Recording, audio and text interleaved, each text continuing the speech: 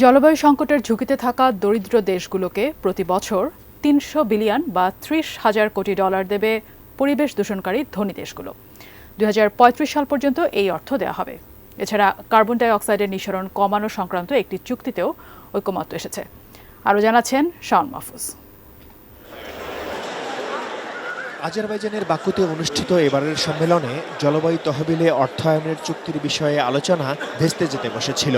খসড়া চুক্তিতে বছরে ২৫০ বিলিয়ন ডলার দেওয়ার প্রস্তাব দেয় উন্নত দেশগুলো, কিন্তু ওই প্রস্তাব নাকচ করে সম্মেলন বর্জনের ঘোষণা দেয় জলবায়ু পরিবর্তনের কারণে ক্ষতিগ্রস্ত দেশগুলো। তাদের দাবি ছিল ক্ষতি পোষাতে বছরে ১.৩ ট্রিলিয়ন বা ১,৩০,০০০ কোটি ডলার দিতে হবে।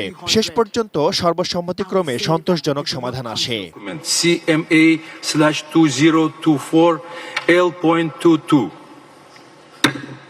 চূড়ান্ত চুক্তি অনুযায়ী ২০৩৫ সাল পর্যন্ত দরিদ্র দেশগুলোকে প্রতি বছর অন্তত ৩০০ বিলিয়ন ডলার দেবে উন্নত দেশগুলো। এলো ভিশন মুশকিল আসান অফার। যে কোনো ব্র্যান্ডের পুরনো ফ্রিজ নিয়ে চলে আসুন ভিশন শোরুমে আর নিয়ে যান নতুন ভিশন ফ্রিজ 20% পর্যন্ত ছাড়। জলবায়ু তহবিলে জমা দেয়া এই অর্থ দরিদ্র দেশগুলোর অর্থনীতিকে আরও পরিবেশ বান্ধব করতে এবং জলবায়ু সংকটের কারণে সৃষ্ট দুর্যোগ মোকাবিলায় খরচ করা হবে। বর্তমানে এই তহবিলে প্রতি বছর ১০০ বিলিয়ন ডলার জমা দিচ্ছে ধনী দেশগুলো। সম্মেলনের পর্যবেক্ষকরা বলছেন, উন্নত দেশগুলোতে প্যারিস চুক্তির বিরোধিতাকারী রাজনৈতিক নেতারা ক্ষমতায় ফিরতে শুরু করেছেন।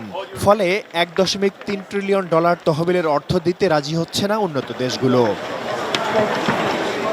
এবারের জলবায়ু সম্মেলনে কার্বন ডাই অক্সাইডের নিঃসরণ কমানো সংক্রান্ত একটি চুক্তিতে ঐকমত্য এসেছে। চুক্তি অনুযায়ী বৃক্ষরোপণ এবং বায়ুবিদ্যুৎ উৎপাদনের মতো নানা প্রকল্প হাতে নেবে দরিদ্র দেশগুলো। এভাবে প্রতি ১ টন কার্বন ডাই অক্সাইড বা গ্রিনহাউস গ্যাস নিঃসরণ কমানোর বিনিময়ে একটি কার্বন ক্রেডিট পাবে তারা। Shaon Mahfuz, desk report, ATN news.